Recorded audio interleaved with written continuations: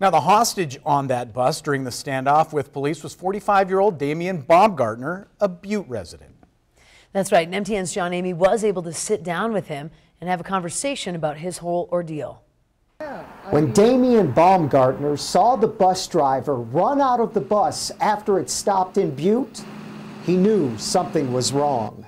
All of a sudden, this guy, he had some kind of a hat and a pistol inside of it, and he put it in my face and said, "Sit down or die." This began a 3-hour-long standoff with police inside the Jefferson Line's bus. Dameane, who was returning to Butte after a doctor's appointment in Missoula, thought this was the end. He told me we were both going to die today. And the reason he ordered a meal was so that I could have my last meal because he already ate his. Police left food in the doorway of the bus, and that's when Dameane took a big chance. And I said, "Hey, just let me reach down and grab it." And when I started to move forward, our bodies became separated, and I felt that chance, and I spun around and punched him as hard as I could and ran off out of the bus. And I escaped. Dameane said he sympathized with his captor. He wanted a voice.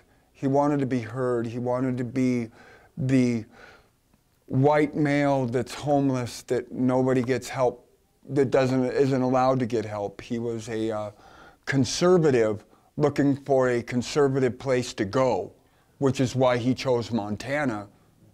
And I told him, I said, "So you chose Butte to get off in?"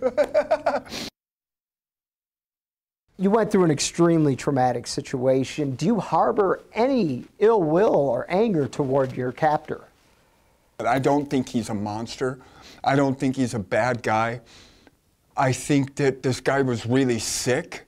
I think he was confused in his head, and unfortunately, this is the way he handled it. Dameane's been homeless. He's abused drugs, and he even has a criminal record. So he says he can relate to the man who held him at gunpoint. But for now, he has a new perspective. I'm grateful to be alive, and I'm grateful that I've had a wife. I'm grateful for even all the prison time I've done. I'm grateful for everything I've been through, and I'm grateful that I'm here talking to you today. In Butte, John Amy, MTN News. Wow, simply incredible interview. If you'd like to see more of John Amy's interview with Dameane, head on over to our websites.